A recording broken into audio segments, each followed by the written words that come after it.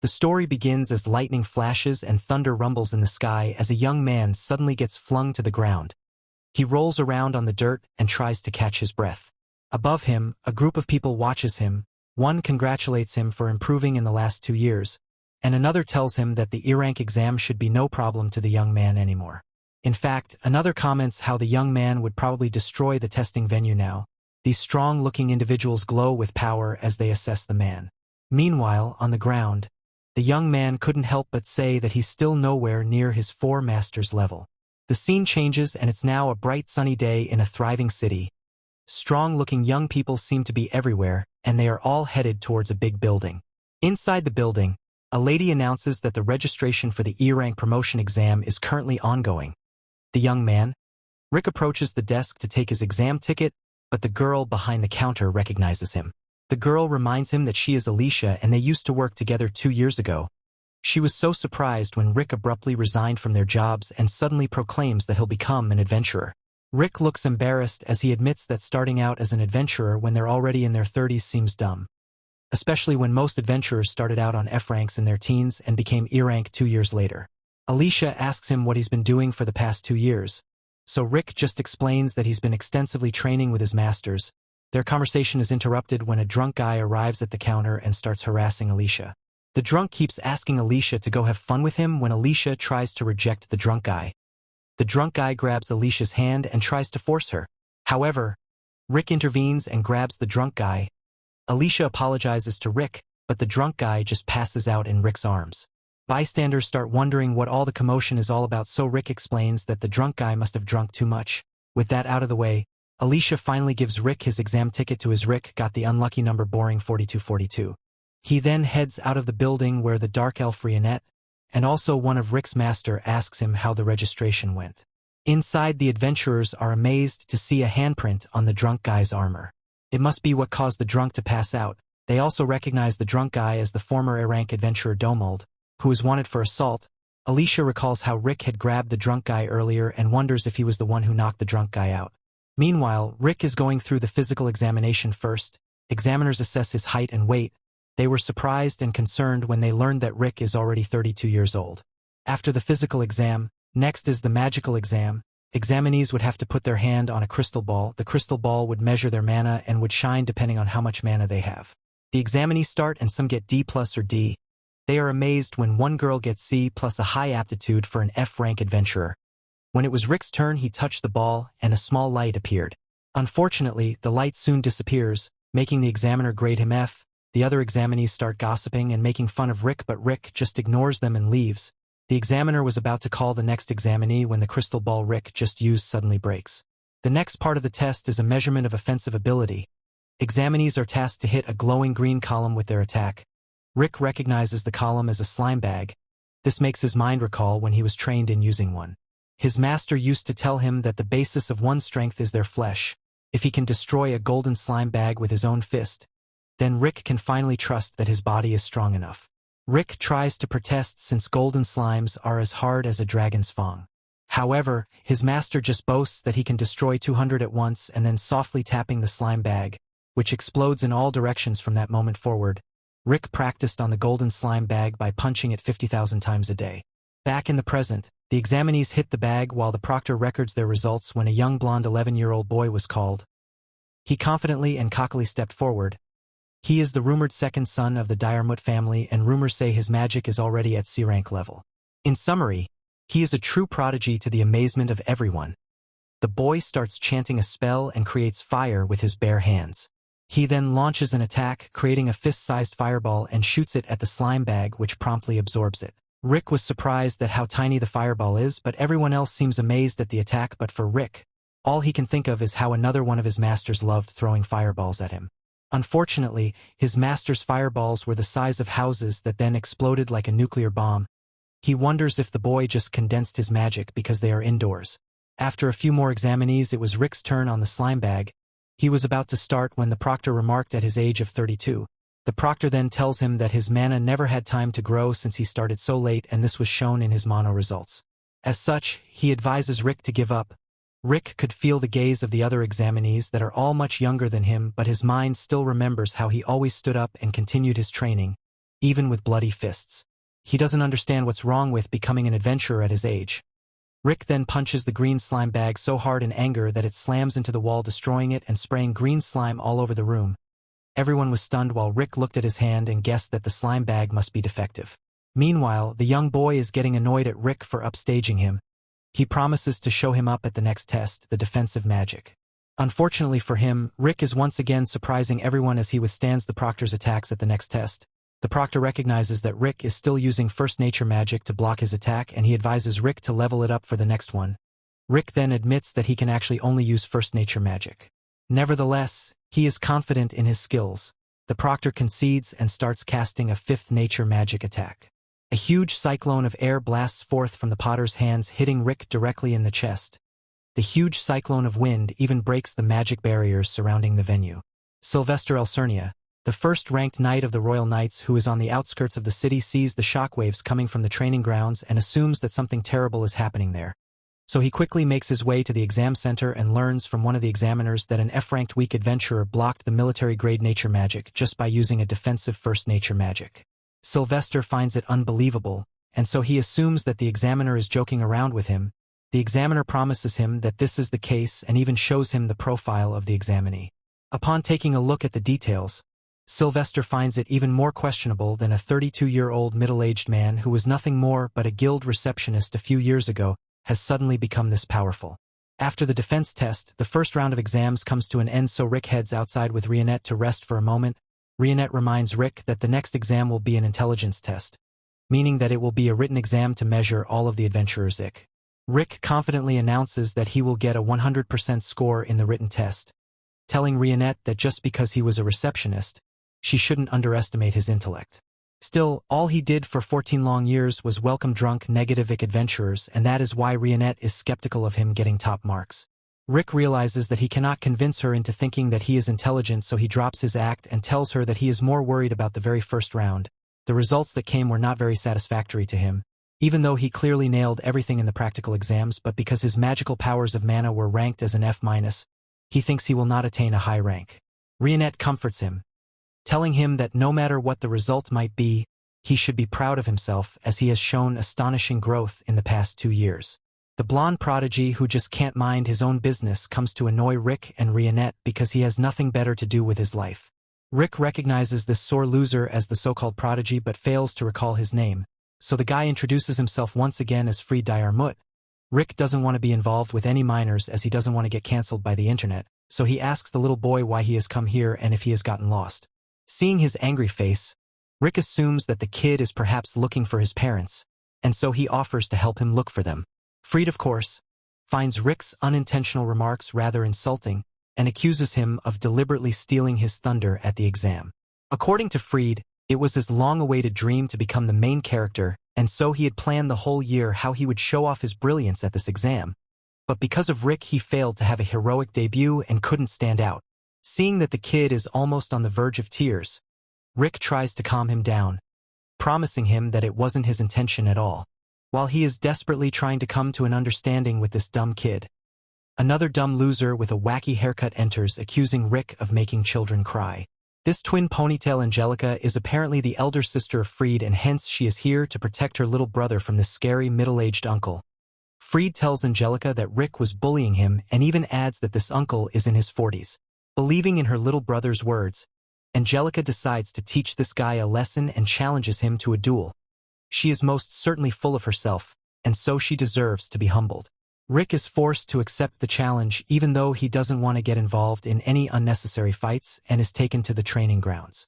There, Angelica officially introduces herself as a second-class knight of the Royal Knights, indicating that she is pretty damn strong. According to Angelica, duels in this kingdom allow the winner to set a term for their victory, and so as for her terms, she demands that Rick become her servant for the rest of his life.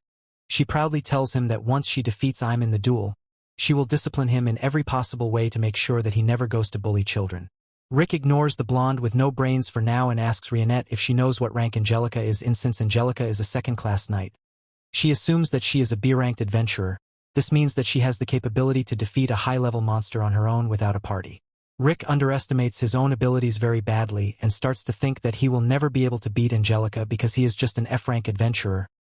He isn't even sure if he will make it out alive in this duel. As he begins to panic, Rionette once again comforts him, telling him to stay calm and use the training that he has been through these last 2 years. Rionette only makes it worse for Rick because once he remembers the gruesome training he had gone through, he becomes terrified, to the point that he pukes. Still, Rionette continues and tells him to be confident as he is now a member of the strongest adventure party on the continent, the Orihalcon Fist. Thanks to Rionette's words, Rick regains his composure and gets ready for his duel with Angelica. Angelica, who had been tolerating Rick's tantrums all this time, couldn't wait any longer, so she brought out her sword and enhanced her own body and weapon by using magic on them. She dashes at him at quick speed and takes him by surprise, not because she is extremely fast but because she is pathetically slow from his perspective. He sees Angelica running at a much slower pace than his own normal running speed, and that makes him realize that maybe B-ranked adventurers aren't that impressive. He avoids the second attack of Angelica, which Angelica thinks happened by fluke because there is no chance an F-ranked adventurer would be able to evade her light-speed attack. She goes for the third attack and once again disappoints Rick, who begins to think that Angelica might have made it to the B rank through nepotism or something. He does not for once consider the idea that he himself might be strong. She keeps coming at him with her snail-like strikes, so Rick finally decides to intercept her. He goes for her head but misses by an inch and makes a huge crater on the ground, making Angelica realize that Rick is actually overpowered, so she immediately surrenders, letting him win the duel. She begins to take her leave with Freed, but Rick stops her as she was supposed to get a punishment for losing their duel. He goes with the terms that Angelica said before their duel, which were that the loser would become the winner's servant for life. However, Angelica justifiably doesn't keep her word and makes a run for it with her brother. Anyway, now that the duel is over, Rick wonders what the results of the first round of the exams will be. Rionette informs Rick that Master Brufston and the others will be coming to the guild soon. Hearing this news, Rick becomes startled again, as he doesn't want to face these scary, overpowered entities. According to legend, defeating the ultimate monster Kaiser Alsapiet would allow one to get the Akashic record, which grants any wishes. Basically, their world's Dragon Balls. Unfortunately, no one has yet succeeded, but the author hopes that future adventurers would succeed where they have failed. One of these hopefuls is Rick, who read the legend from a book as a child. Back in the present, the E-rank promotion exam's first stage has finished and the results are about to be announced. They will be sending out mana to the examinees' tickets, and if their ticket glows blue, they passed. The second stage will start tomorrow in the form of a mock fact. After the instructor's words, Rick lets out a sigh and stares intently at his card. Beside him, Rionette assures him that he will pass. Rick smiles in gratitude for her kind words. However, Rionette's words send a chill down his spine. If he doesn't pass, they will just train him triple times harder. Soon afterward, Rick's flashes as the results load with bated breath. Rick nervously waits for it to finish. I guess it also has ads or something. Thankfully, it soon finishes loading and it glows blue.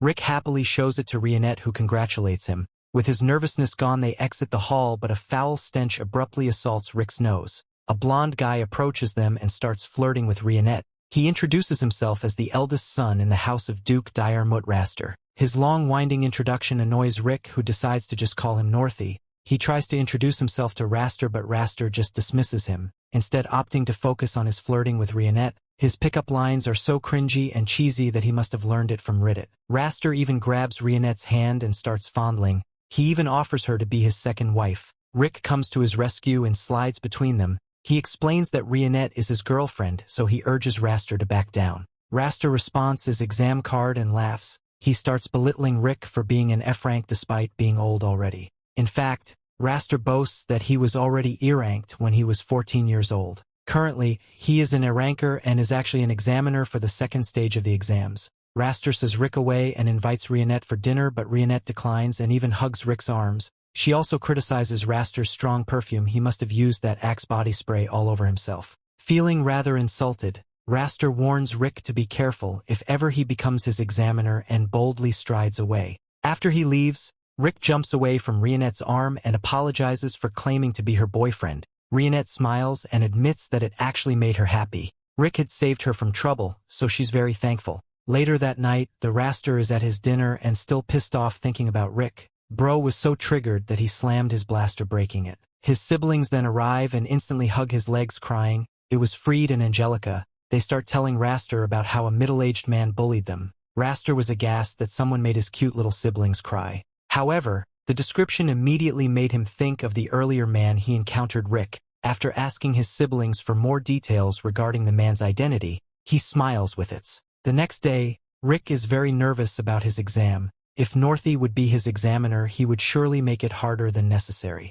Thankfully, another person soon approaches them and introduces himself. His name Lynx Lowlot, the one in charge of Rick's second exam. Rick cheers since it wasn't Raster but Lynx was actually a fan of Rick. Lynx is so amazed at Rick's determination to become an adventurer despite being 32 years old already. As a fellow middle-aged man, he is motivated upon watching Rick. He even shared how he himself only became an adventurer when he was 24. In fact, Lynx is still hoping to climb to rank A despite being in his 40s now. It's took him 20 years to become ranked B, but he still hasn't given up. The two of these recognize each other's passion and they shake their hands. Unbeknownst to them, another person is watching them from beyond the corridor, smiling wickedly while eavesdropping. Later, Lynx is walking towards his classroom when someone calls out to him. It was Raster, and Raster calls him third-rate and smiles diabolically. Meanwhile, Rick is at the waiting room with the other examinees. He is so happy that he's humming to himself. Unfortunately, this piece is shattered when a staff member walks in and announces that the examiner Lynx Lowlot suddenly fell ill.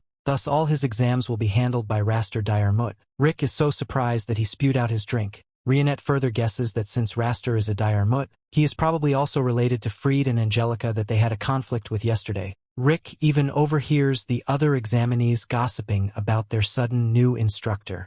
Raster actually became ranked A at age 17 and is famously called the Man of 1,000 Spells, but infamously he is also known with another name, the F-ranked Crusher. He was an instructor that took particular joy in tormenting participants that caught his attention. Rick is looking more and more sick upon hearing these rumors. At the arena, the tipped-off Raster is already practicing his spells. He uses fourth nature magic to send out boulders of ice, filling the whole seal with debris from the impact. Oh no, the dude needs to chill, but not that chill. Behind him, an old man in a suit calls out to Raster.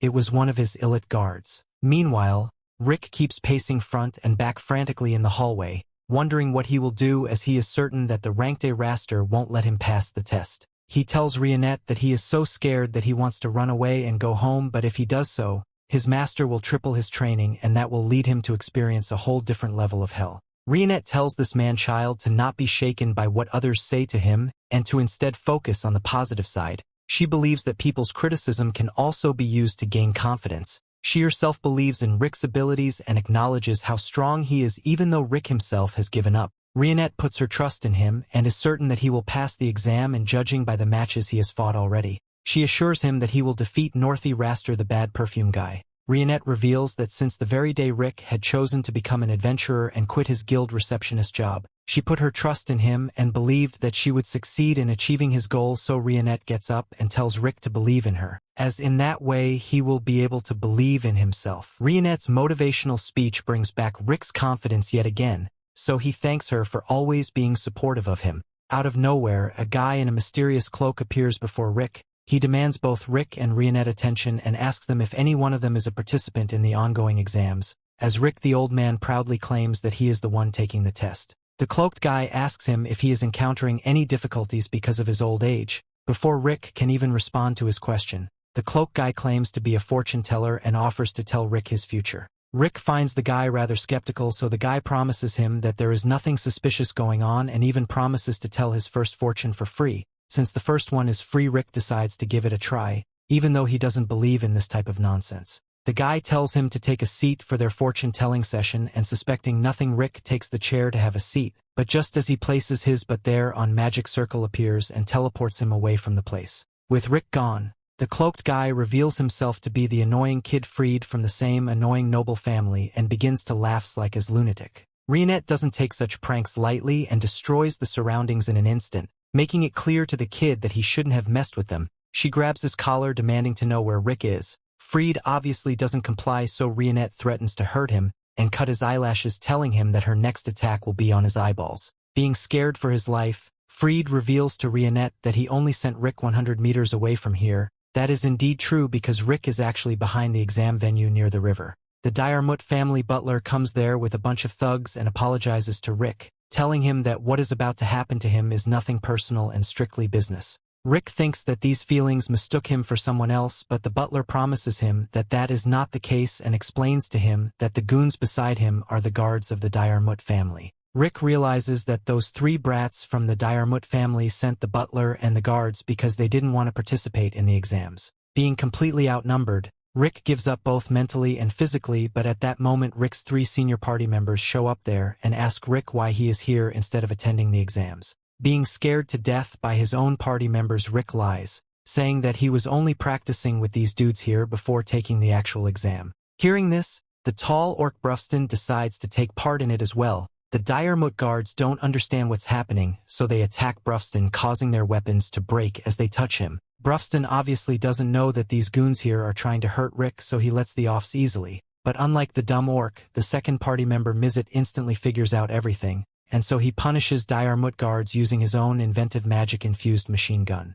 With most of the guards down for good, but one of them desperately takes Rick's third party member, the red-haired little girl Elissaret, hostage. Brufston advises the goons to let go of the little girl, stating that she is the most dangerous of them all, to make sure that he accidentally doesn't kill all of them. Rick tells her that these losers with their knives are only trying to play with her, but the goons state otherwise and grab Elissaret's collar, hurting her. So she decides to give them hell and unleashes 7th nature level magic. Apparently this 10-year-old girl here is the strongest mage of this generation, and because of her destructiveness, she is known as the Demon Child of Ruin. The Diarmut butler recognizes Mizit as the half-dwarf half-elf prodigy, who is 50 years old despite how he looks and is so intellectually genius that he can invent technologies from hundreds to thousands of years in the future. The butler also recognizes the orc named Brufston, who not only has supernatural strings but also great intelligence. Not only that, he has mastered all kinds of support magic spells. Mizit, Brufston, and the Elissaret, all 3 of them are S-ranked adventurers and are part of the same adventurer party, the Orihalcon Fist. So the old butler naturally wets his pants and surrenders,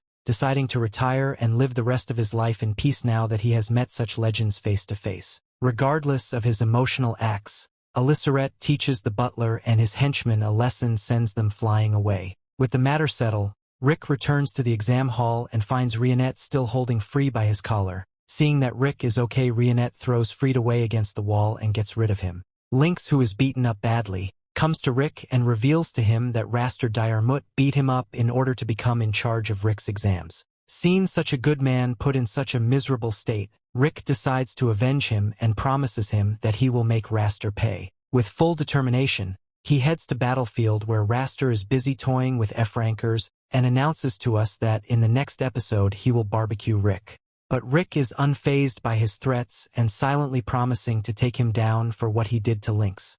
The story continues. We see a guy named Adolph watches the E-rank exam and explains the 4 foundational faculties to us. They are physical strength, body control, magic reserves, and magic control. Adolph has the ability to visualize the scores of other people's 4 foundational faculties, and he demonstrates here some of the participants. He checks Raster and is amazed by his A-rank scores. His eyes feel a bit strained because it's dangerous for him to look at anyone too strong. Adolph decides to check Rick's stats, but they are so great that his eyes feel like they're about to explode and he screams in pain. Nearby, Alicia and Rionette introduce themselves to each other. The other members of Rionette party call her over, so she invites Alicia to join them. Alicia is shocked to see an orc sitting there, and Rionette declined Mizit offer to send next to him because she knows that he has bad intentions. Mizit offers the seat to Alicia after he took some interest in her, but Rionette gets Alicia to safety. Rick finally enters the arena and Brufston asks Rionette how that old Rick will do.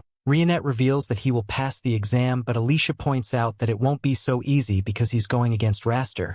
Raster is an A rank and he always goes overboard to embarrass all the rookies. Alicia is shocked though when the members of Rick's party say it won't be a concern. Raster's siblings cheer him on and Raster is impressive. Rick was able to get away from his guards. Raster declares that he's nothing like his weak guards, but Rick can tell that just by looking at him. Rick wonders why Raster became an adventurer in the first place, so Raster explains that he's a noble, so he just did it to raise his status even further. He has actually grown bored of being an adventurer and just waiting for the perfect time to quit. Rick can tell that this guy's not a real adventurer, so he refuses to lose to someone like him. Raster starts to fight off with level 1 attack, but he wonders if Rick is terrified after not moving at all. Rick isn't scared though, as he just reminding himself not to let his anger control him. Rionette told him to use the first minute of his fight to calm himself and observe his opponent. Rick does that, but Raster is impatient and Rick stunned to see him use level 3 magic without an incantation. The insanely powerful attack hits Rick,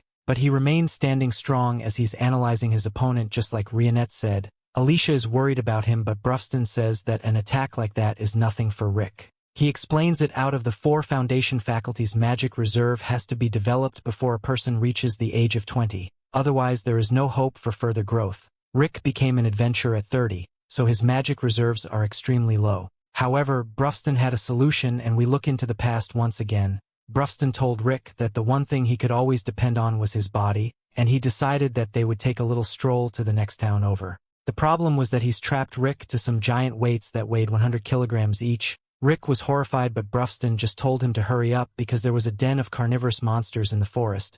To make up for his lack of magic reserves, Rick trained exhaustively in the other 3 areas. Raster attacks Rick with level 4 magic this time, but Rick once again is unfazed. Brufston then reveals that for physical strength he built Rick up from scratch. Even though Mizet doing bothersome things, he was the one that taught Rick magic control. Mizet took this responsibility because he didn't want Rick turning into a pile of ash after an attack one day. Rick was trained in body controlled by Rionette, and Alicia shocked to learn that Rionette is not just some normal maid. Rick amazingly latched on to all the training they threw at him, and he now stand within the realm of S rank, just like the rest of them. Raster unleashes another attack, and Rionette explains that Rick no awareness of how powerful he is. This is because no matter what kind of insane training they put Rick through, they always told them that F rank should be able to do it easily, just like the time Brufston told them that an F rank could smash through a giant boulder with one strike. Raster does some trash talking as he unleashes a barrage of attack, and Alicia is horrified when one attack seems to crush Rick.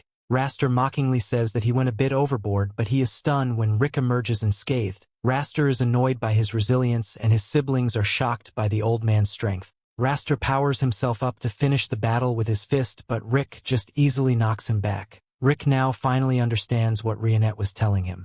Raster is so obsessed with the talents he was born with, he neglected to refine and further them. Raster has vast reserves of magic, but he is sloppy with everything he does. Against an opponent like Raster, Rick's sure that he can't lose. Raster says Ever just got lucky, and his siblings are amazed when he finally decides to use his full incantation magic. His long incantation results in a crazy big fireball attack, but everyone is shocked and Rick easily stops it with just one hand. Rick declares that the attack was too sloppy, and Mizet explains that Rick worked his magic with a high degree of accuracy to block the attack. Rick was so precise that he didn't have to use 100,000 of the energy that Raster did to create the attack. This means that someone like Rick would build any magic reserves can do stuff like that as long as they have precise magic control. Raster continues to say that Rick is just getting lucky and goes in for another attack. Rick is too quick for him though, so there's so much change his body to steal to avoid getting obliterated. Raster finally admits that Rick possesses abilities above an E rank, but so says that luck is choosing Rick's side. Rick can't believe that this guy still refuses to acknowledge him, so he points out that he wasn't even using magic, he was just using body control. Raster just wants to know how Rick got so strong in just 2 years, but Rick is insulted by the question as he thinks about his torturous training. He had to run through explosions, so went through monster capture fluid until he choked on it, and he wasn't allowed out of a dragon's den until he defeated it. Alicia is horrified to hear just some of the training he went through because normally someone wouldn't survive it. She is then shocked when Brufston reveals that Rick didn't survive. He lost his life multiple times, but Brufston heal can bring someone back to life, as long as it's applied immediately after passing away. This kind of horrifying training was necessary though, because repeatedly breaking down and rebuilding someone's body is how they get stronger. Mizet was also impressed by how Rick stayed in there no matter how crazy the training got. He looks back to his training with Rick and how he would kick off a mountain so he could develop a sense of being able to see the wind. This of course led Rick to losing his life repeatedly and Brufston have to revive him. Aliceret was just as guilty of this type of training as we see that she would crush Rick under boulders. Rionette training of all learning to cut falling she's by using their momentum, and this caused Rick to lose his life as well.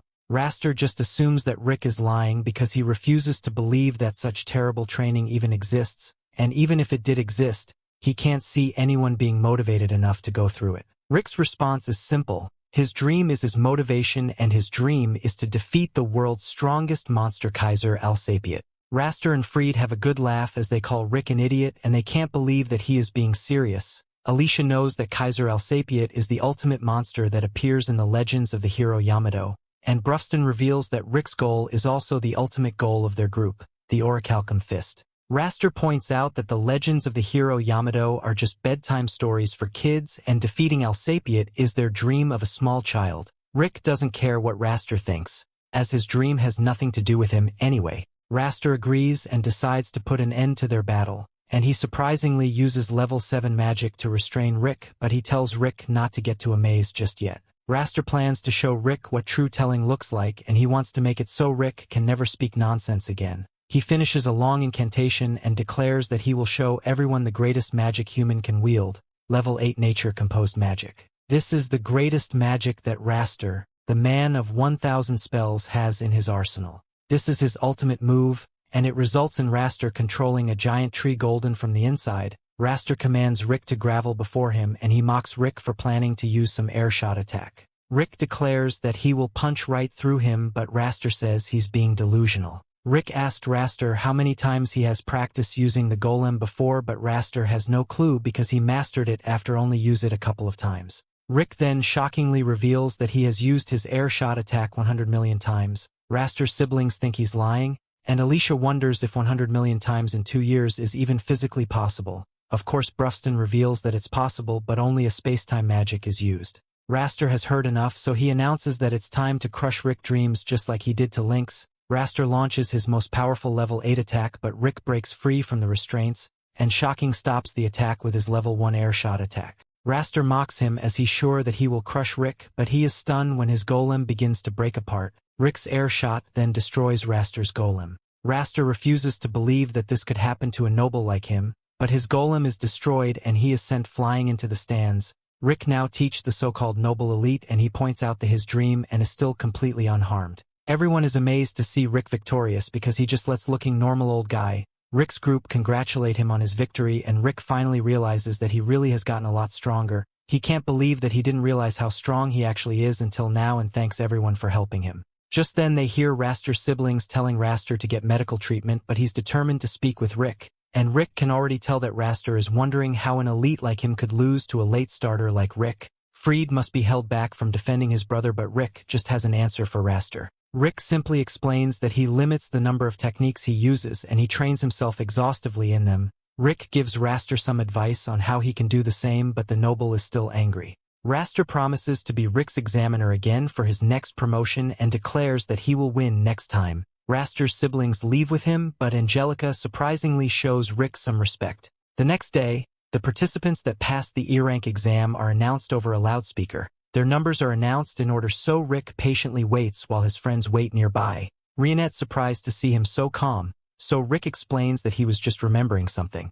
The story continues. We see Rick thinks about his past and how he wanted to become just like Yamato. This meant becoming an adventurer to try and defeat Kaiser Alsapiet. Unfortunately, his mother thought it would be too dangerous, and his father wanted Rick to stop believing in fairy tales. One day Rick found some hope as a doctor discovered the Rick had marker indicating that he had an inborn skill. People who have the marker are extremely rare, but Rick was one of them. Rick was stunned to learn that he could have an incredible power like Yamato, but he was told that it wasn't something a person could manifest through training. Rick was still excited though, and he was told to just relax and wait for his skill to come out. Rick couldn't have been any happier, and he decided that once his skill manifested, he would proudly declare to his parents that he was going to be an adventurer. As the days went by, Rick's friend would ask if the still manifested yet. It still didn't show up after a year, but Rick kept the spirits up and thought that it would reveal itself when he wasn't a kid anymore. Eventually, though, he would become discouraged, and he was told that there are cases where people with the marker never manifested their skill. There are still a lot of adventurers that don't have any skill, so his friend suggested that he become an adventurer anyway.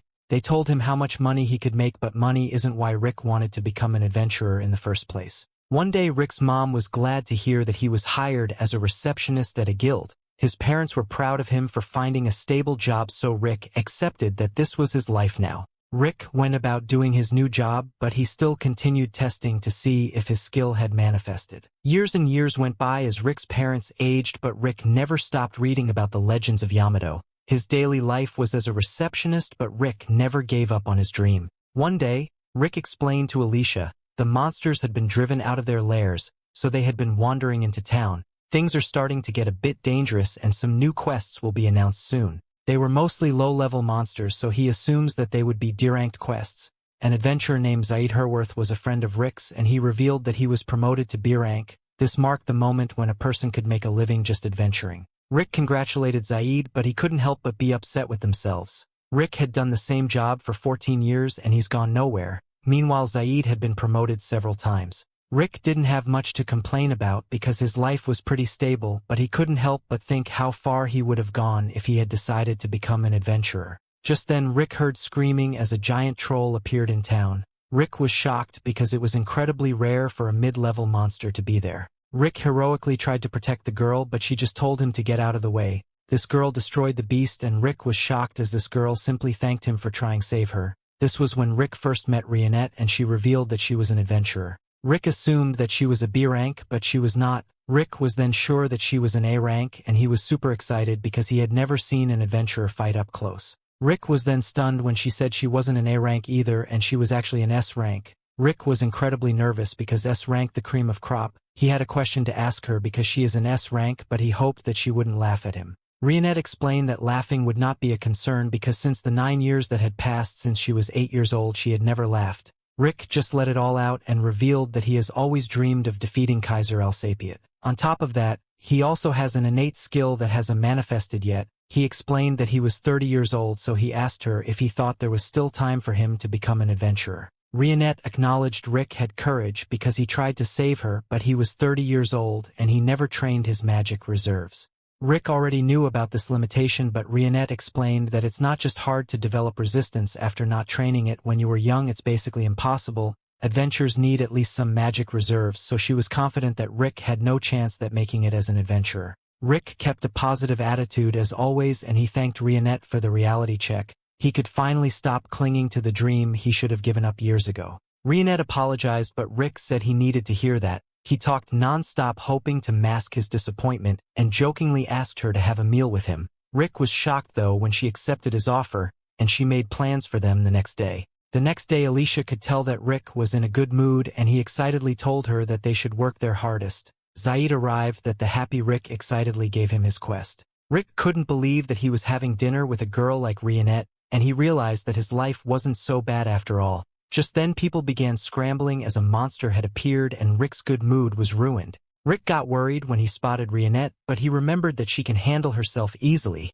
Rick was then startled when several more monsters appeared, but Rionette told them that she would handle them. Rick knew that he would only get in the way, so he stood aside while Rionette started destroying the beasts. She tore them to pieces and Rick was amazed to see what an S rank could do. Rionette finished up the last monster, but she became concerned when she sensed something. Rionette had a flashback to a horrible memory and she collapsed because of the terrifying magical energy. Another beast arrived to attack them, but Zaid appeared out of nowhere to rescue them. Some other adventurer showed up and Zaid explained that the guild put together an emergency quest. The adventurers then worked together by using their amazing abilities and they started annihilating the monsters. Rick thought he had already given up on becoming an adventurer, but watching this group fight made Rick realize that he was still jealous of them. Rionette warned him that it's too dangerous there, but Rick said they would be fine because it is a B rank. Rionette was still terrified though and revealed that a B rank wouldn't be enough to fight the threat that is nearby. Rick was shocked and Rionette revealed that the threat was dragon. Rionette said that every time she feels a dragon's magic, she loses control of the magic within her body. Rick was sure that a dragon would never appear there, but he was quickly proven wrong. A gigantic dragon appeared before them, and even Zaid couldn't believe that one would appear in a human town. Everyone was taught at the Adventurers Guild that anyone lower than a B rank should never try to fight a dragon. One guy from the group panicked and tried to attack it, but who quickly became very clear that there's no way they can fight the dragon when it pushed them back with just the force its wing. The group decided to run for their lives, but they were stopped by the dragon's barrier. They are unable to destroy the barrier, so they realize that their dragon is not planning to let them get away. Zaid gave up as he believed their lives were over, but Rick shockingly stepped forward. Zaid reminded him that he was just a receptionist and there was nothing he could do. It turned out that Rick also thought they wouldn't survive, but if he at least stood up to the dragon, then he might at least be able to spend the last moments of his life as an adventurer. However, after coming face to face with the dragon, Rick realizes that they wouldn't even be able to put up a fight. Rick was terrified, but he could still feel the fire burning inside of him. He thought he had given up on becoming an adventurer, but this feeling inside of him made him realize that this was actually the way he wanted to live. Rick then bravely launched the rocket at the monster, but it didn't do anything. Zaid was inspired by what Rick had done, so he told the other adventurers that they couldn't let a receptionist show them up. The newly inspired adventurers and fiercely attacked the dragon. The powerful beast used its fire breath on them, but Zaid temporarily turned everyone to iron to protect them. The blast was too powerful though, so everyone was injured and Zaid determined that this was really the end for them. Rionette hated herself for not being able to fight the dragon, but it was too late anyway as the dragon prepared to end them all. Everyone had given up, but they were stunned when Rick emerged from the rubble. Rick became very serious and he vowed that he would make his dream come true no matter what. Rionette was horrified though when she could only watch as the dragon crushed him. Just then a voice declared that Rick had acquired a skill, and everyone was stunned when Rick lifted the dragon's foot. No one could believe their eyes and they couldn't even recognize Rick. He didn't look like himself at all, and there was so much magic overflowing from him that it was actually visible. Rick realized that his inborn skill must have just manifested and he wondered what took it so long. Rick gained a ton of confidence, so he told the giant lizard to give him everything he had so he could test out his new skill. The dragon launched attack after attack, but Rick blocked them all. Eventually Rick fought back, and his attack was so incredibly powerful that it blew a hole right through the dragon's barrier and the dragon.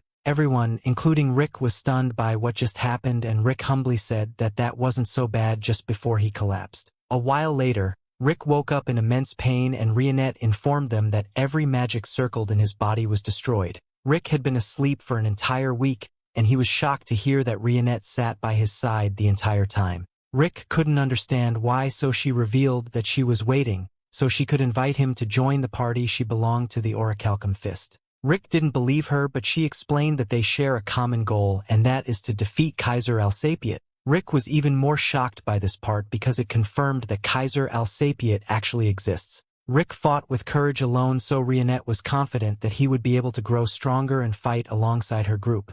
Rionette guaranteed that he would become an adventurer, and this was the first time anyone ever said anything like that to him. Rick broke down from the sense of relief, and he wondered if it was really okay for him to try and become an adventurer.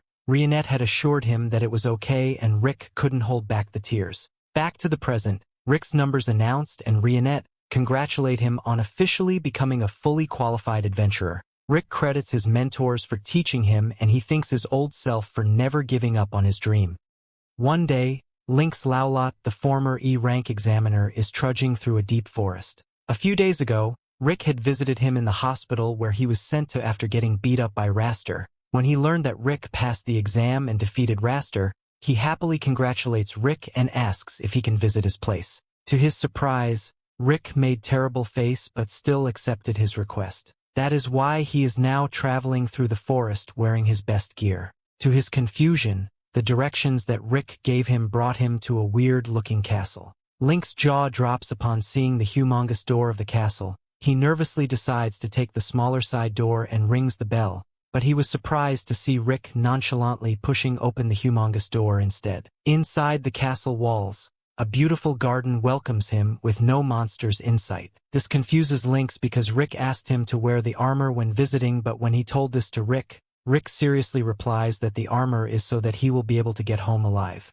Inside the main castle, Rionette welcomes Lynx. A cute little girl also happily waves at them, and Lynx wishes that his daughter can grow up as happily as her. To his utter shock, the little girl suddenly, without warning, throws 6 nature levels lightning magic at him without even chanting anything. Thankfully, Rick steps in front of him and deflects the lightning to a nearby wall. Rick then scolds the little girl, Alysseret, for throwing magic around the house. Alysseret pouts and points out that Rick hasn't played with her yet, but Rionette each speaks up and threatens to lessen her meal. This immediately works on the little girl, who profusely apologizes to the maid.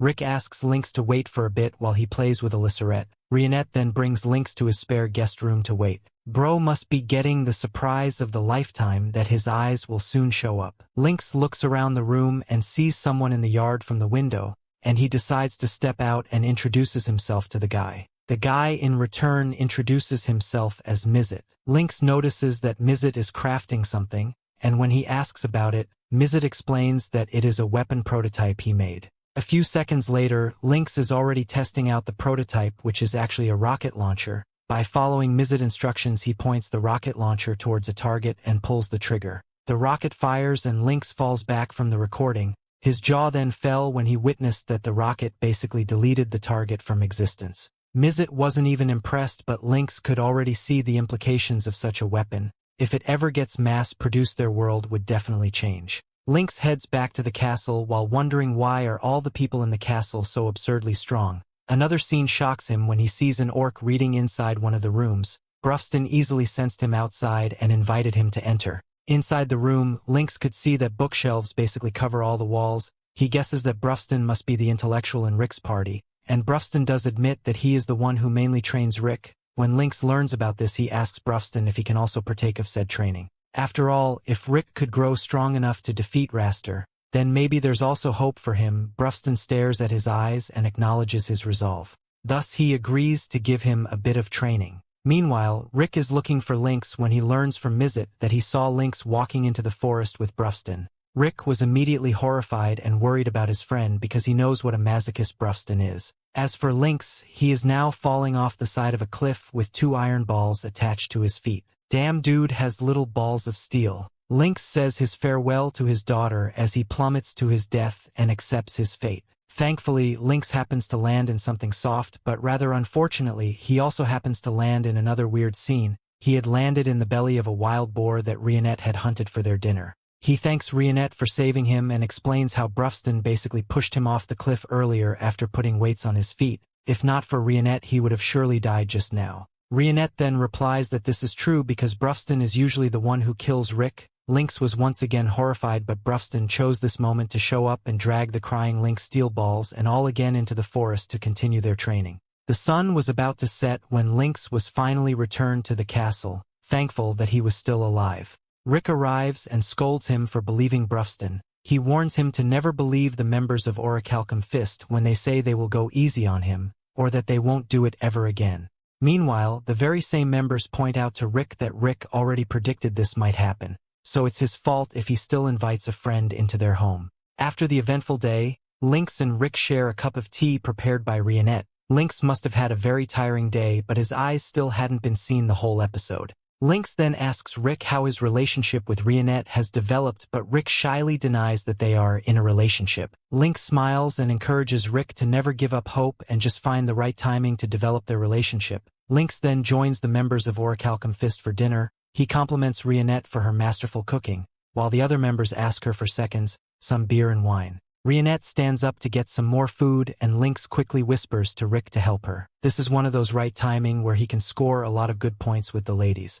Damn, we all need a wingman like Lynx. After Rick departs the dining hall, Lynx asks the other members of Orihalcon Fist if they know anything about Rick's inherent skill. Brufston replies that it is the kind of skill which only activates under certain conditions, so Rick unfortunately couldn't demonstrate it, but despite all of this, Rick is already on the S-rank level. In fact, when his skill activates, he is even stronger than them, which amazes and surprises Lynx, since Lynx is a person who works at the Central. Brufston asks him if he is aware of the magical crystals that are also known as the 6 Grand Orbs. Lynx claims to have heard of it in the legend of Yamato. After informing Lynx of the Orihalcon Fist's combined goal to defeat Kaiser Alsapiet, Brufston proceeds to tell him about the 6 Grand Orbs. These 6 Infinity Stone ripoffs are apparently the key to opening the gates that are connected to the realm called the Spiral Origin. That realm, more precisely that dungeon, is rumored to be located at the very edge of this world, and at the very bottom of that dungeon, the legendary monster Kaiser Alsapiet is said to be resting in its slumber. These 6 Grand Orbs only activate every 200 years, and conveniently enough, those 6 Grand Orbs should be activated just about now. Mizet claims that these orbs emit powerful magic, and so people who work at the capital should be aware of such things. Lynx still claims to have no idea about the magical crystals. Still, Lynx promises all of them that he will talk with the Secret Intelligence Service if they know about such things. Putting that matter aside, Rick whispers to Lynx, asking him for advice on how to impress Rionette. He has already tried what Lynx has told him to, but because Rionette is perfect at doing everything, she didn't take Rick's help at all and did all of her work by herself. Having failed to find any good timing, Rick gets into tears, allowing Lynx to have a laugh at him. The next day at the Adventurers Guild, a woman named Ray Lucas, who is working on a cleaning duty, starts complaining, asking why she has to do the chores, still now that she is an adventurer. Ray claims to be powerful enough to fight and believes that instead of doing these measly things she should step out and fight dangerous monsters out there.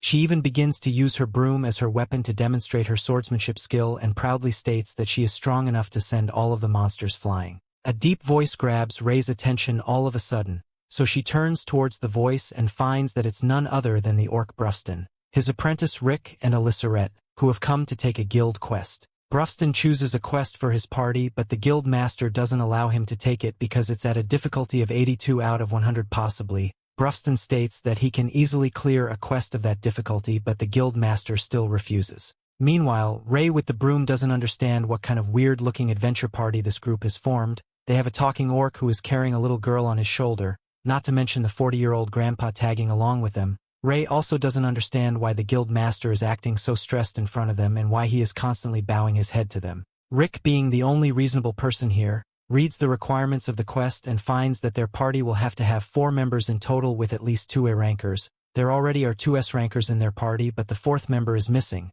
so Rick comes up with the idea to recruit a temporary party member for the quest. Brufston turns to the guild master, asking for his assistance in hiring the temporary member. In an instant, the guild master turns to Ray and tells her join them, asking her if all of her boasting earlier meant nothing at all. Before Ray can even give her answer, the guild master takes it as a yes and wishes her the best of luck. Brufston approaches Ray, making her question if she really needs to team up with the ugly-looking orc. Her careless remark startles the guild master. He tells her not to speak with them that way, giving her the hint that they are highly dangerous and can take her life with a snap of their fingers if they want to. Still, Ray doesn't believe that an old man and a mere child possess any danger at all. In any case, she joins the team as she is really eager to see what's out there in the real world. Rick reveals to us that Lynx has already told them that one of the 6th grade orbs is their real goal in this forest, and that is why they have taken this quest to find that magic crystal.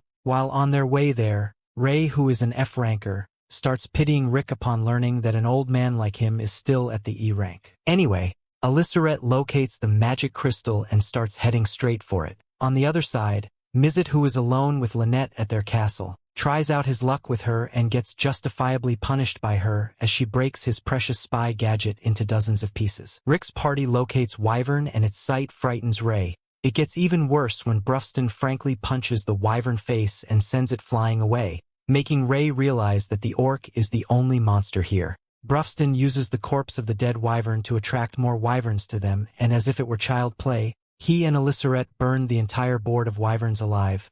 The red wyvern that is apparently as strong as a dragon targets Rick and Ray. According to Ray, a red wyvern is said to be so strong that even a rankers cannot beat it, so she thinks their best course of action will be to run away since both of them are rookie adventurous. But Rick doesn't leave as he is entirely confident that he alone is strong enough to deal with that wyvern. Seeing how courageous this E-ranker is, Ray also decides to stay and fight the wyvern alongside her party member. She states that her idol is the legend Yamato, and since her idol would never leave their comrades behind, she too doesn't want to do that. Rick respects her decision and tells her to act as his support, but before she can even have any contribution in the battle, Rick one-shots the red wyvern, making her eyes pop out in disbelief. The next morning, Ray is once again busy procrastinating during her cleaning duty. The guild master approaches her, asking her how her quest went with those crazy mad lads. Ray tells him that when they were done subjugating the wyverns, the orc took the remains to cook it for dinner. The guild master states that S-rankers tend to be crazy like that and also unintentionally motivates her to become an S-ranked adventurer.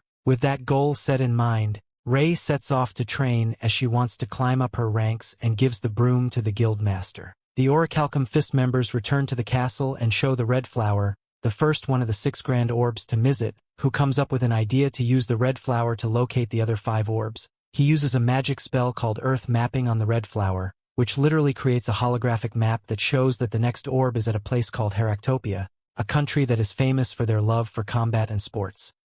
We then learned that 400 years ago the 4th king Alexander Heractopia built the Colosseum. The king held fighting competitions and Alexander himself fought with no weapons but his own body. He reigned as the undefeated champion of 10,000 fights. Then people from all over the world came to either watch him or fight him. This small kingdom grew exponentially and it is now known as the Kingdom of Heractopia. Rick and the others arrive at this kingdom and stare at the statue of Alexander, who was known as the King of Fists. Fighting for entertainment is a huge business here, so being a fighter is a popular occupation. These professional fighters are called pugilists. Brufston wishes he could have sparred with King Alexander at least once. when he was alive, but Wake fears that they would have destroyed the kingdom. Our group tries to get information on the 6 jewels, but people are terrified of the giant Brufston. Just then they notice some bald guy bothering a girl. Brufston decides to have some information, but the creep says he's not intimidated by orcs because he's a pugilist. Brufston straight up tells this guy that he doesn't look very strong, so the creep challenges him to meet him in an alley.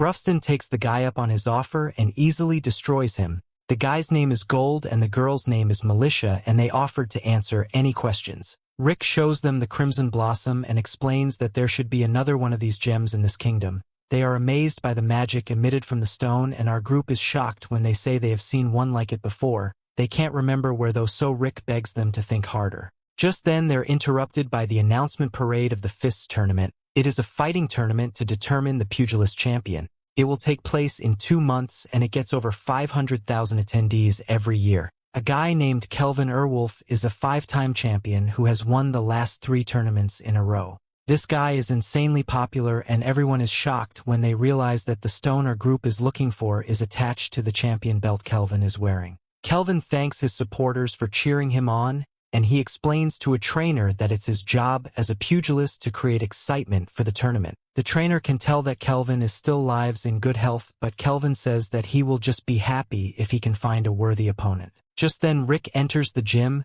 and explains that there are adventurers looking for a certain gem.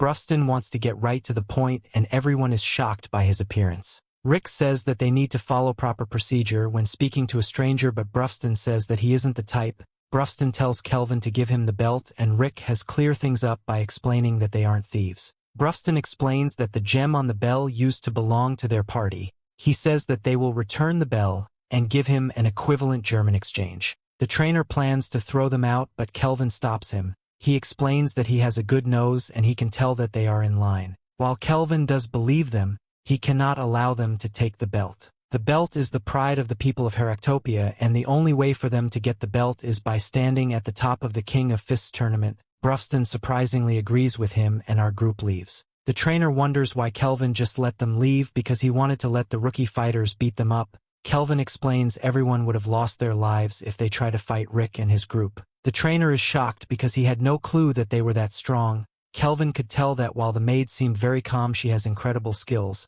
Rick was also unremarkable looking, but Kelvin could sense that he has trained his body to an extraordinary degree. Rick doesn't emit the aura of a powerhouse though, so Kelvin considers his total strength to be unknown. As for the orc, Kelvin is excited because he's the real deal. Nearby, Brufston explains that the new plan is to become pugilists so they can win the king of this tournament. To enter the tournament, they will first have to pass some preliminaries on either the east or west side of the kingdom, and then one against those who qualified. Brufston decides to enter through the Eastern League, and he instructs Rick to enter through the west. Rick wonders if Brufston would be okay on his own, so Brufston explains that he has already arranged to have a guide. This guide turned out to be Baldy. Afterwards, Rionette explains that Rick must pass a test to become a pugilist before anything. Tons of people from around the world take this test in the hope of obtaining glory, and Rick says that it sounds like fun. The first test is a physical mock battle, and opponents are selected at random. Rick's opponent is a promising newbie who has won each of their bouts in the tournament preliminaries. Winning or losing isn't important though, because participants can still pass as long as they meet a certain standard. Just then Rick shocked to recognize the voice of his opponent, and it turned out to be Angelica. Angelica makes her grand entrance, but she is horrified to see Rick. The small audience cheers her on, and they predict that she will quickly destroy Rick. Rick fears that her Aster is there as well, but Angelica explains that she came alone. Angelica thinks about how bad things are for her since her opponent is the old guy that beat her ranked A brother. Even though winning doesn't matter right now, Angelica refuses to suffer defeat in the mock battle. Rick still doesn't look very strong to her, but she doesn't plan to let her guard down like last time. The test begins, and Angelica vows to go all out right from the start this time. She says the name of her powerful attack, but she instantly falls to the ground. Angelica thinks she just lost her balance, but she falls again. Rick stands over her and wonders what she thinks about this new skill he has learned in the last few months. Angelica is shocked to hear that he has been knocking her down, and he explains that this skill is called the 8 secrets of going easy. Secret number 1 is continually sweeping the legs of his opponent to demoralize them. Angelica's horrified because this means that Rick has been sweeping her legs so fast that even a knight second class can't see it. She doesn't believe that such a skill could possibly exist, but it's entirely possible when it comes to Rick. Angelica creates some distance between them and Rick once again just knocks her down. Rick keeps doing it, but Angelica says that this isn't nearly enough to make her give up. Rick then decides to fight seriously, so Angelica's buff is called and she surrenders. Rick is a pugilist now, so he has to the preliminaries. However, just then, Angelica stops him to wonder how many times he plans to humiliate her. Rick doesn't want her to cry, so he offers to take her to get something to eat. Malicia's parents own the restaurant, so she tells him to just relax and enjoy some freebies. Angelica is shocked to hear that Rick plans to win the king of this tournament because it sounds like a crazy dream. Angelica became a pugilist 4 months ago and she plans to enter the tournament as well. Angelica thought that Rick was going to try to win the tournament next year, so she shot that he wants to win this year's tournament. She concedes that Rick's power strains the bounds of logic, but she is sure that it won't be possible for him to win. Angelica explains that the path to the king of his tournament is a long one. First of all, only those who win 40 bouts over the half-year preliminaries earn the right to participate in the league competition. Rick thinks that all he has to do is win a bunch, but it's not that simple. The fights are extremely brutal, so at most people fight 10 bouts per month. There is only 1 week left, and winning 40 bouts in just 1 week is physically impossible. Rick is shocked to hear this because he thought that 10 flights a day would be easy, so he requested to have 40 bouts in 4 days. Angelica is horrified and she wishes she would stop breaking the laws of common sense. The next day, Rick goes to have his first preliminary bout. Rick's opponent is someone named Albert, but he is told that there are rumors about Albert breaking the rules by using a weapon. No evidence was found during body checks though, but there's just told to be careful. Rick faces off against this guy and he's glad to see that he doesn't have a weapon. However, we see the Albert has a hidden stone that increases the force of his attacks by 30 times. The fight begins and Albert uses his coat to obstruct Rick's vision. His attack is powerful and Albert declares his victory. It's too soon though, as his broken arm eventually kicks in. Rick sees the impact stone and points out that it will break its user's bones if they haven't trained hard enough. Albert thinks about how he did train, but it's too late as Rick declares that it's his turn to attack. Rick uses secret number 2 from his 8 secrets of going easy, which is a skill that uses the shockwave from a passing punch to shake his opponent's brain and cause unconsciousness. The point of his 8 secrets is to win fights without causing major injury to his opponents, and everyone is shocked to witness it. Albert is out cold, so Rick is announced the winner. One guy is glad to see someone so powerful, and he determines that this year's tournament will be one for the ages. Elsewhere, we got to look at some fearsome monster-looking guy, and he is told that it's nearly time to get to work. The story continues. We see Angelica participates in her own bout, and she absolutely destroys her opponent. Rick congratulates her on making it through the preliminaries, and she brags about winning 40 matches in a row. She also intends on winning her way through the block league, and Rick is eager to do his best too. Angelica still can't believe that he's going to try and do 40 bouts in 4 days because each venue only hosts 1 bout per day. This means that Rick will have to travel a long distance between preliminary fights, but Angelica doesn't think it's possible. Rick has to get to the Green Hill Arena in 10 minutes before his next bout, but Angelica gets annoyed because he wasn't listening. This arena is 30 kilometers away and he won't be able to get there in time even if he rode on a carriage. Rick calls her crazy for even suggesting that he ride on a slow carriage because he rather just runs. Angelica says that that makes even less sense, but Rick shows that he's much faster than a carriage. Angelica would like to watch Rick's match, but there is no possible way she could make it in time. Rionette said she could make it happen, so she does some ultra-high-speed parkour. At the venue, we see that Rick already finished his bout, but Angelica was in no shape to watch. Rick won, but he still needs to work on his 8 secrets of going easy because he did too much damage. Rick heads to the next venue, so Angelica tries to avoid being dragged away again, but Rionette takes her away anyway. The 3 of them then go from arena to arena as Rick destroyed several opponents. The 4 days pass and Angelica stunned because Rick actually managed to win the 40 matches he needed for the preliminaries. Next is the block league matches, and Angelica's relieved that she's not in the same block as Rick. Angelica was hoping to win the entire tournament, but she realizes now that it will be impossible with Rick around. To make things worse, Rionette explains that the S-rank Brufston is participating as well. Angelica thinks about how no matter how things seem, she still can't let asserted man get away with something. Rionette wonders what she's talking about, but Angelica just changes the subject. She wonders where Rick is, so Rionette explains that he's out on his daily 600-kilometer run. Angelica isn't even surprised anymore by the crazy stuff Rick does. and she wonders how Rionette puts up with him. She's always with Rick, so Angelica pities her for people probably thinking that they are in love. Surprisingly, Rionette doesn't mind as she reveals that she has a deep affection for Rick. Some guy approaches them, so Angelica thinks he's trying to hit on them. Embarrassingly for her, the guy just needs their help with some work because he doesn't have enough staff. Rick finishes his run, and he is met by the chairman of the Western League's management committee. His name is Snape, and he's impressed by Rick for being the fastest qualifier in the preliminary league's history. The lizard man is told that Angelica isn't there, and Ricky's surprised that he knows her. Snape is then the one to be surprised when Rick can tell that he's a retired pugilist, and Rick explains that he knew Snape was a fighter from their handshake. Snape reveals that he last fought 20 years ago when he won a little competition. The roar of the crowd was invigorating, but he retired when he was just 23 years old. That competition ended up being the first and last time he won anything. Snape doesn't compete anymore, but his company has entered someone in this year's competition. As Snape leaves, he tells Rick to say hello to Angelica for him, but he also wants him to warn her not to get too excited. Afterwards, Militia seems worried, and she reveals that Snape is from the Dragonaut Company. Snape makes himself appear like a gentleman, but there are rumors that he's connected to the underworld. He's the lead sponsor of this year's competition, and sponsors are given one slot for a competitor in the tournament. Just then, Rick overhears some guys talking about this year's bunny girl. They fawn over a newcomer, and they call her a dark elf girl. The next day, we see the bunny girls they're talking about as Angelica and Rionette have agreed to help the guy from earlier. The job of these bunnies is to build excitement for the tournament and to take bets. Rionette only agreed to do it because Angelica did, and Angelica says that she couldn't turn down someone asking for help with blood on their face. Some drunk guy makes all the bunny girls uncomfortable, but he pays the price for getting too handsy with Angelica. Angelica gets really embarrassed when Rick arrives, and she explains that she's helping someone. Rick is in awe of how great Rionette looks, and Angelica becomes furious because he didn't react the same way to her.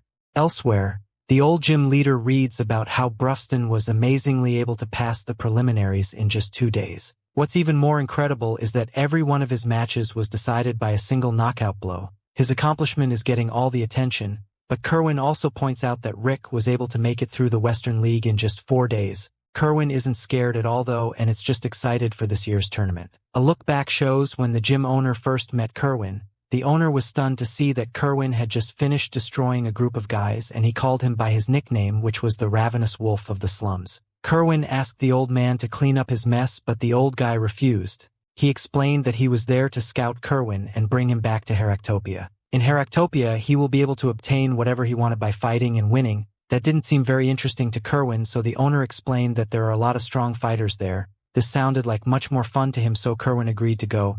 Kerwin has that same expression on his face now, and he explains that he hasn't been this excited in some time. Back with Rick, Angelica's still upset that Rick didn't look at her a certain way. Rick changes the subject and reveals that Snape was looking for her. Angelica's clearly surprised, but she denies knowing anyone by that name. The next day, the blocklay competition to decide the tournament participants begins. Only one entrant from each block can participate in the final tournament, so it will be really intense. Angelica faces off against some chick named Helen, but Rick can tell that Angelica doesn't seem like her usual self. Angelica's really tense, but she still manages to win. Rick is up next, and he uses one of his 8 secrets of going easy to defeat his opponent. Rionette is pleased to see that Rick's getting better at holding back, but Angelica thinks he's just as ridiculous as ever. The two then take turns winning fights until there are only 4 bouts left. Rick wants to discuss tactics because they have to win every fight, but Angelica says that she doesn't need it.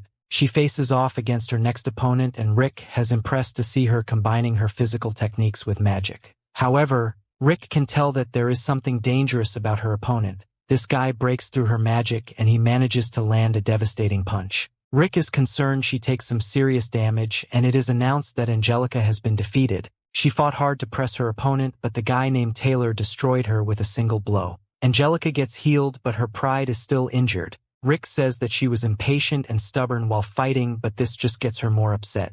Rick keeps trying to tell her that she could have won if she was more focused, so he wonders if something is bothering her. Rick isn't even sure if he will be able to do anything, but he wants to try and help her. His kind words get Angelica to give in, and she reveals that Snape is her fiancé. She explains that a year ago her parents passed away in an accident. Her and her siblings took on the responsibilities of the household, but they were inexperienced and fell into great financial difficulties. Their evil grandfather stepped in and made a deal with Snape. Snape promised to provide them with a large sum of money, but he demanded that he be allowed to marry Angelica. Rick has a seriously delayed reaction to the news, and Angelica becomes furious by his lack of ability to process information. She goes on to explain that we're trying to stop their marriage. She discovered that Snape had become the main sponsor for the tournament. She prepares to reveal what Snape's true intentions are, but they are interrupted by some commotion. They find that some lizard guy that Angelica is horrified of is causing a stir, and he's being confronted by the guy that easily defeated Angelica earlier.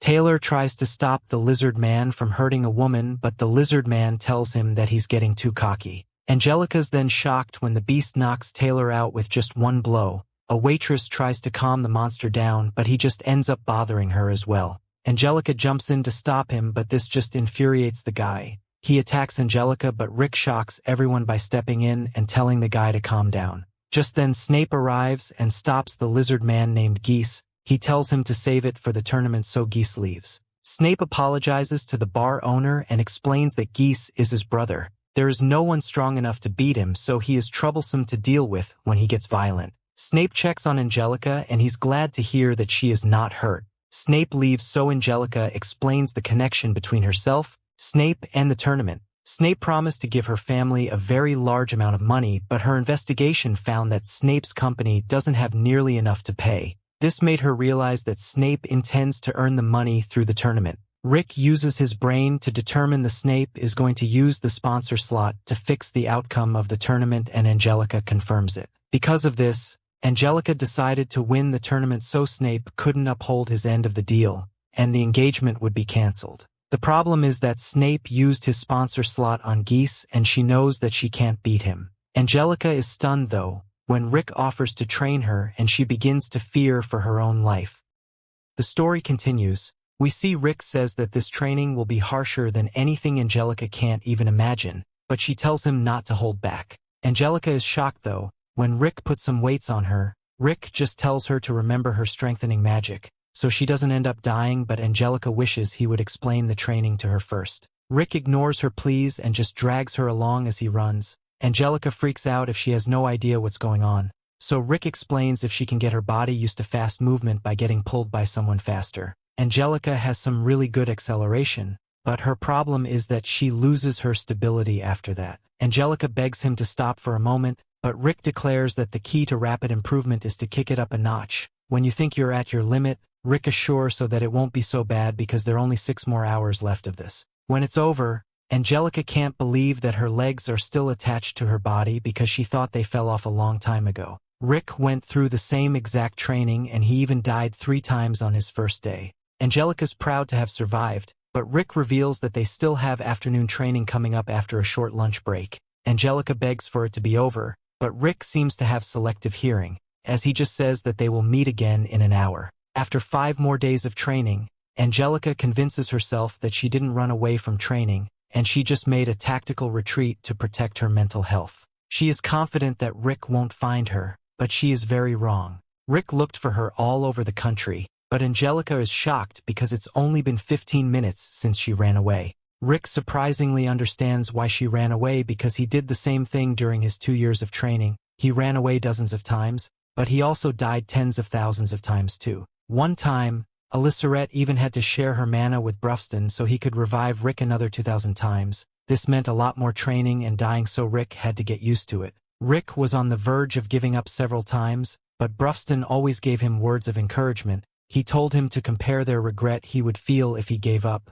versus his current suffering. The weight of giving up was always heavier, so Rick kept going. Angelica then describes all the things she hates about being a noble. Because of all those things, she decided to contribute to her family as someone who fights and not a noble lady. This is why she dreams of becoming the first special class woman knight. Angelica doesn't want to feel the weight of regret either, so she's once again ready to train. Angelica's better suited to using a sword, but the tournament doesn't allow weapons. Because of this, Rick thinks it would be best to teach her techniques that turned her hands into a sword. To do this, Rick has invited Rionette to join their training. A while later, it's time for the last match between the top spots of Block C. This is Angelica's fight, but she's growling like a wild beast for some reason.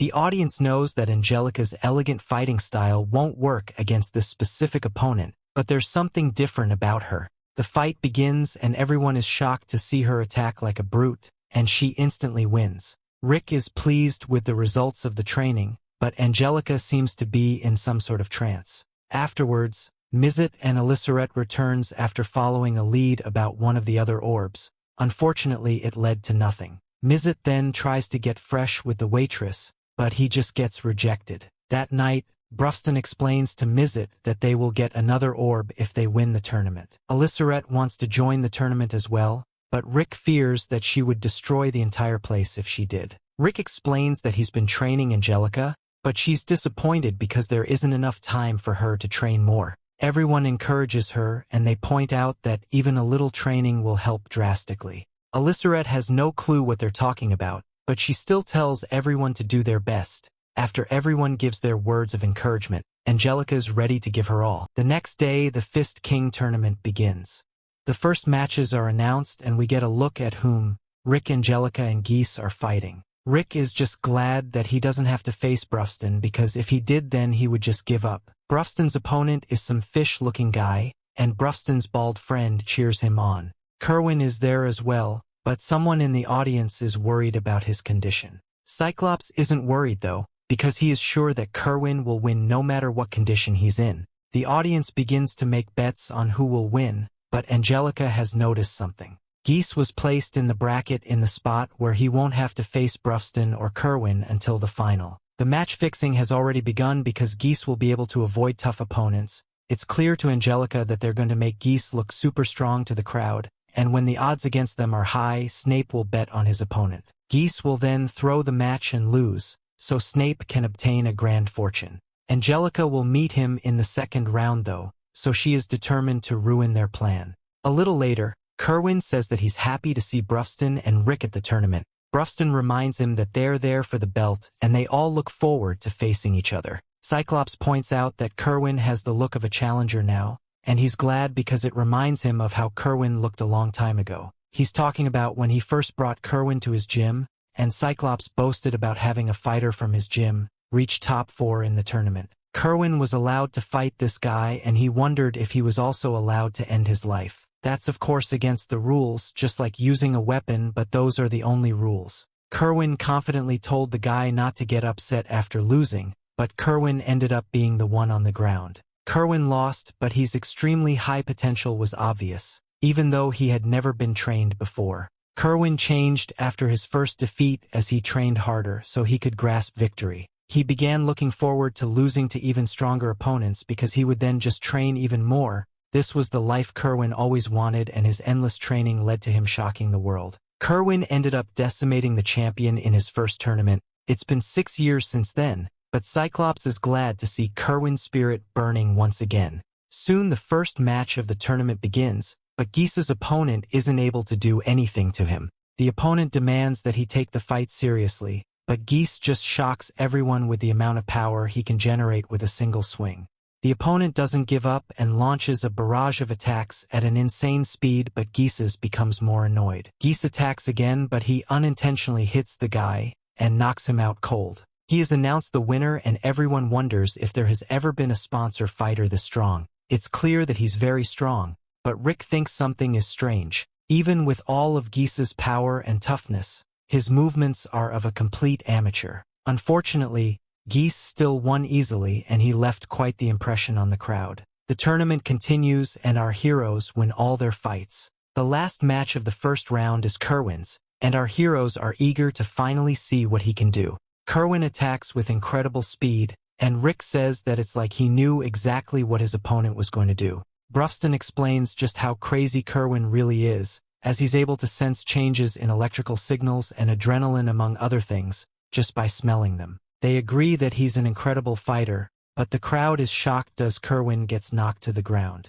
Rick is then the one to be shocked as the others explain that Kerwin let himself get hit. The crowd there is for Kerwin, so he gets up and quickly knocks out his opponent. Kerwin has announced the winner, but his friends think he plays around too much. The second round begins the next day, and Snape arrives to take a seat next to Rick. Snape introduces himself to the others, but Alysseret wonders why the lizard is putting on a nice guy act. Rick wonders why he isn't sitting in the VIP seats, so Snape explains that this next fight is incredibly important. It's a fight between his brother and his fiancée, so he needs to see it up close. In the halls, Geese thinks about how he drank too much the night before, and he runs into Angelica. Geese has to be reminded about who she is, and he explains that Snape told them not to damage her face so she can look good at their wedding. Angelica is eager to show him the results of her hard work, but Geese mocks her and says that no amount of training could make up for the gap in their power. Angelica assured that he has trained hard as well because of his physique, but he says that he doesn't do any training, he just lives his normal life and his body ended up this way. Geese calls himself a natural-born talent, and he recommends that Angelica just stand still during their fight. That way he can make sure that he doesn't punch her stomach, so she can still bear Snape's children. This of course infuriates Angelica, so she vows to destroy him. Their match begins as the crowd goes crazy, but Angelica is stunned when her first attack does nothing to Geese. She manages to dodge his attack, but once again, her attack does nothing to Geese, despite landing a direct hit. Angelica knew she wouldn't be able to hurt Geese with her basic attacks, so she does something that surprises Snape all the way up in the stands. She removed her strengthening magic, so Geese wonders what she's planning to do. Rionette cheers her on and Angelica uses mana reverse reflection. Geese tells her to just give up, but she uses her new thread slicer attack and she manages to cut Geese. Everyone cheers her on, and Angelica wonders who Geese was calling a small fry. And with that, we have come to the end of this part. Stay tuned for next part. Don't forget to subscribe to the channel and activate the notification bell to receive all the latest updates.